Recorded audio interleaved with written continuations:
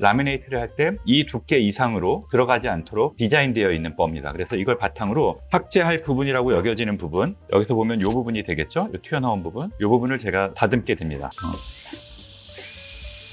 이런 식으로. 근데 이 라미네이트 시술이요, 알고 보면 그 안에 있는 치아를 굉장히 많이 깎아내야 되는 경우가 있다는 걸 알고 계셨나요? 치아를 이렇게 깎아 놓는 치과들도 있다고 제가 얘기를 들었고, 또 그런 것 때문에 사실 사회적으로 큰 문제가 된 경우들도 있어서.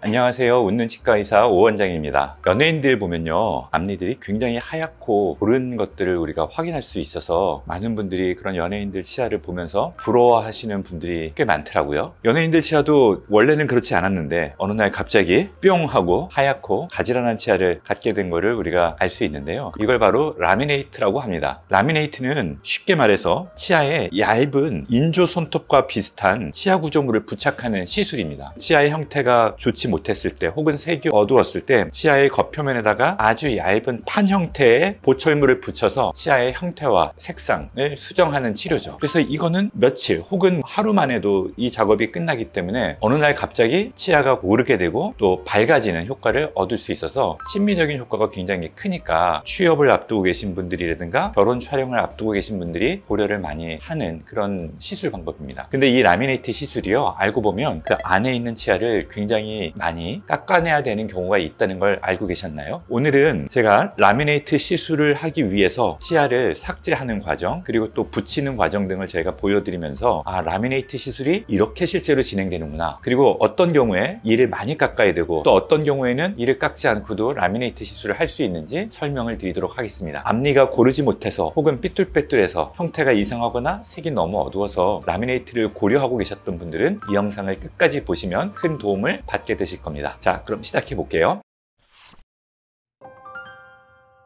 라미네이트 치료 과정에 대해서 먼저 좀 안내를 드려보도록 하겠습니다. 라미네이트를 받고자 이제 환자분이 치과에 내원을 하게 되시면 우선 그 환자분과 면담을 하죠. 환자분의 원하는 바, 바라는 바를 저희가 경청을 해서 확인을 합니다. 그걸 확인을 하고 라미네이트를 하는 게 가장 좋은 방법이다라고 최종 판단을 하고 그게 결정이 되면 라미네이트 시술에 들어가게 되는데요. 우선은 먼저 치아 색과 형태에 대한 평가를 합니다. 이분의 치아 색은 어떻게 바꿀지, 치아 형태는 또 어떻게 하는 게 좋을지를 보고 또 치아 삭제 정도를 어느 정도 미리 결정을 하게 되죠. 예를 들어서 이 치아를 보면 이런 치아 배열을 가지고 온 분이 계신데 이 치아가 그렇게 많이 삐뚤빼뚤하진 않은데요, 치아가 좀 크고 이런 옆에가 튀어나왔다는 것 때문에 라미네이트 치료를 받기를 원하시는 분이었거든요. 이분 같은 경우는 이 앞에서 봤을 때 이 라인을 따라서 우리가 라미네이트를 해줄 거니까 튀어나온 부분들이 많지가 않으니까 이 튀어나온 부분들만 선택적으로 삭제를 하기로 했습니다. 근데 만약에 이 치아가 많이 튀어나왔다 그러면 많이 튀어나온 만큼 많이 삭제가 되겠죠. 만약에 이런 경우에 삭제를 하나도 안 하고 무삭제로 진행한다 그러면 이 튀어나온 부분을 기준으로 더 두껍게 라미네이트가 들어가서 더 돌출될 수밖에 없는 상황이 되겠습니다. 그래서 이렇게 치아의 어떤 형태와 배열을 보고 치아 삭제의 정도를 결정을 하게 됩니다. 그렇게 되고 난 다음에는 치아 삭제를 시작하죠. 대개의 경우 완전 무삭제를 하는 경우는 사실 별로 없어요. 그런 경우는 환자분의 치아 배열이 아주 고르거나 혹은 입이 좀 들어가 있는 상태이기 때문에 라미네이트의 두께가 부여돼도 돌출감이 없어 보이는 경우입니다. 그래서 완전 무삭제를 하는 경우는 사실 드물고 최소 삭제 혹은 삭제량을 적게 가져가려고 노력을 하고 있고요. 치아가 많이 삐뚤빼뚤하면 튀어나온 만큼 많이 이는 깎일 수밖에 없다는 점은 꼭 알고 계시면 좋겠습니다. 그렇게 해서 삭제를 하고 나면 그 다음에는 인상체득이라고 해서 본을 뜨게 됩니다. 그리고 기공소에서 라미네이트를 제작해 오면 그 라미네이트를 접착하고 그 이후에 이제 시술이 종료되게 됩니다. 자, 그러면 이 치아 모형을 기준으로 라미네이트를 위한 치아 삭제를 시행해 보겠습니다. 치아 삭제를 위한 치과용 드릴에 꽂는 이거를 우리가 버라고 얘기하는데요, 이 버는 라미네이트용을 위해서 나와 있습니다. 라미네이트를 할 때 일반적으로는 약 0.5mm 정도 두께로 치아 표면을 다듬는 게 일반적입니다. 그래서 우리가 이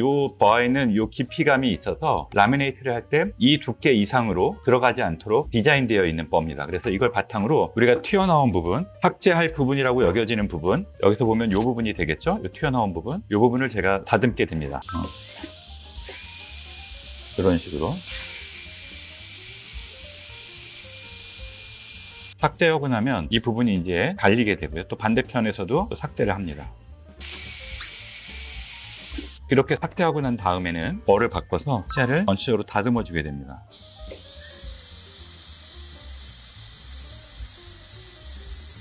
위에서 보면 이게 튀어나왔던 부분들이 삭제된 게 확연히 보여지는데요. 이렇게 되면 이제 치아 표면에 균일하게 0.5mm 정도의 치아 표면을 우리가 다듬어낼 수 있는 거죠. 0.5mm라 하면 라미네이트 두께를 위한 부분이고요. 그때 이제 튀어나온 부분들은 조금 더 치아 삭제를 하게 되고요. 그리고 많이 튀어나오지 않은 부분들은 그만큼 덜 삭제가 되겠죠. 그리고 이제 앞쪽에 이렇게 우둘투둘한 부분들도 라미네이트의 두께감 부여를 위해서 다듬어서 평평하게 만들고 라미네이트의 두께가 부여될 수 있도록 앞쪽도 다듬습니다.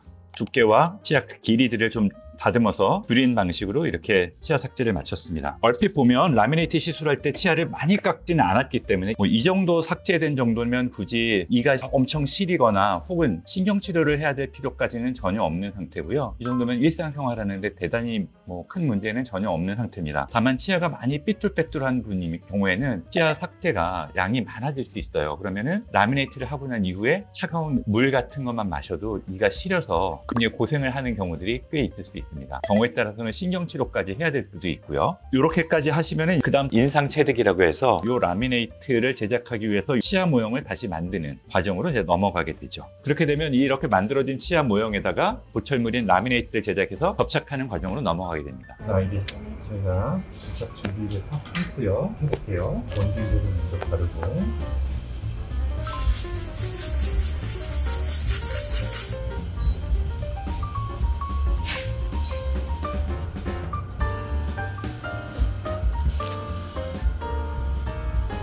이렇게요.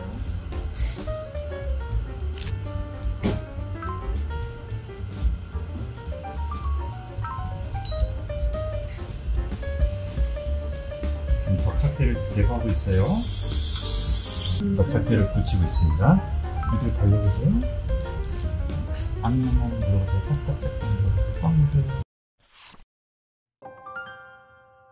오늘은 라미네이트 시술을 하는 과정을 제가 직접 한번 다 보여드려 봤습니다. 제가 모형상에서 치아를 깎는 과정도 보여드렸고 또 실제 환자분들한테 라미네이트를 부착하는 것도 영상을 찍어서 보여드렸어요. 라미네이트 시술 과정이 이렇게 진행된다는 걸 아시고 나도 치과에 가면 이런 과정을 겪겠구나 라고 한번 생각해 보시면 좋겠습니다. 라미네이트를 했을 때 가장 큰 우려 중에 하나가 치아를 많이 깎게 되지 않을까라는 점인데요. 이거는 이제 라미네이트 환자분은 아니지만 앞니가 많이 손상된 경우에는 이렇게 많이 이를 깎게 되는 경우도 있어요. 이거는 모든 사람이 이렇게 해당되지는 않지만 어쩔 수 없이 치아 구조물들이 별로 없거나 아니면 배열이 너무 안 좋거나 이런 경우에 이렇게 깎여지는 경우들도 있을 수는 있습니다. 근데 일반적으로 라미네이트에서는 이렇게 되지는 않겠죠. 근데 어떤 라미네이트를 하러 갔더니 치아를 이렇게 깎아 놓는 치과들도 있다고 제가 얘기를 들었고 또 그런 것 때문에 사실 사회적으로 큰 문제가 된 경우들도 있어서 라미네이트 시술을 할 때는 이가 이렇게 많이 깎여지지 않는지 담당하시는 치과 의료진과 상의해 보시면 꼭 좋겠습니다. 라미네이트는 내 앞니 배열이 좋지 않고 형태가 이상할 때 고를 수 있는 만능적인 해결 방법은 아닙니다. 라미네이트 말고도 더 안전하게 좋게 치료를 할 수 있는 것들이 있으니까 그런 부분들을 꼭 같이 고려하시면서 라미네이트를 결정하시면 좋겠고 라미네이트를 한다고 하시더라도 치아 삭제가 엄청 많은 건 아니니까 너무 걱정하실 필요는 없겠습니다. 시청해 주셔서 감사합니다.